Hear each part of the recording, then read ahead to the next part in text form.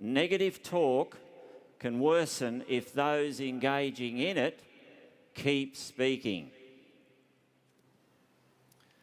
Well, thanks very much for inviting us over for dinner tonight. We've really enjoyed being with you, and it was a lovely evening.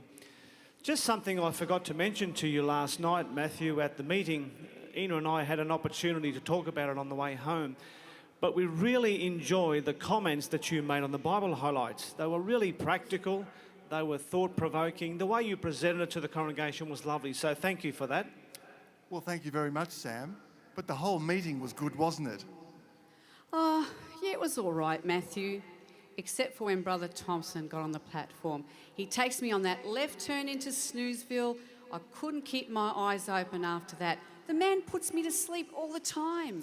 Yeah, he doesn't seem very comfortable up on the platform giving talks. I guess he just doesn't have the gift. Well, let me tell you, he might not be comfortable on the platform, but he has no problem giving one-on-one counsel. Do you know what he had the nerve to tell Sam? That we're materialistic. Us, materialistic. He even said that if we really loved Jehovah, we'd sell our house No way. Is that what he said? Sell your house? That's not exactly what he said, love. That's exactly what he meant, and you know it. And ever since that time, I've resented the man. Sam, what did he say? Look, he pulled me aside and he had a chat with me and discussed that the fact that he and his wife could now sell their home. And that enabled them to do more in the ministry. In fact, they started regular pioneering.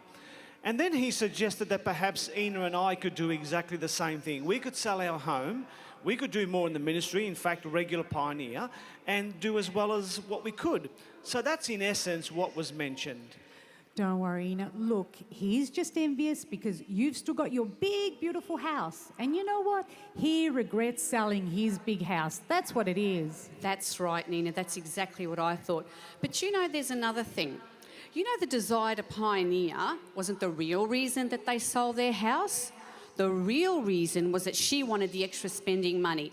He wanted to keep it, so they started arguing about it.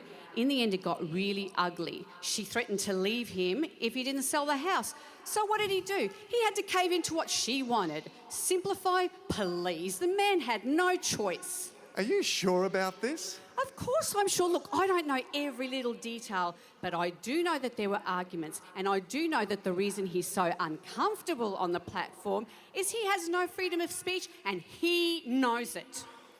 Wow. So Brother Thompson didn't simplify his life for spiritual goals as he claims. Well, you know what? He's just a frustrated old man who can't preside over his own household. Instead, he bullies people like him. He bullies people like me. The man is a hypocrite. He shouldn't be an elder, and he shouldn't be a pioneer. Remember that if he ever tries to counsel you guys one-on-one. Oh, and another thing. Wow, what happened here?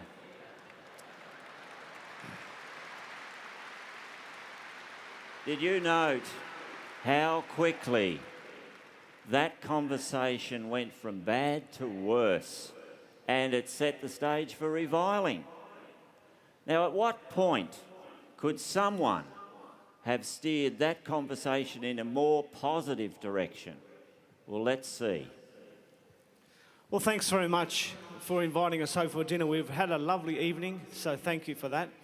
Just one thing I failed to mention to you last night, Matthew. Ina and I had an opportunity to discuss this on the way home. I really enjoyed the comments on the Bible highlights that you made. It was so practical, it was thought-provoking. The way you presented it was well done, so thank you. Well, thank you very much, Sam. But the whole meeting was good, wasn't it? Oh, yeah, it was all right, Matthew.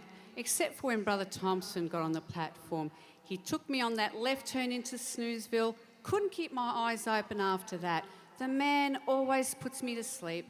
Yeah, he doesn't seem very comfortable up on the platform giving talks. I guess he just doesn't have the gift. Well, maybe so.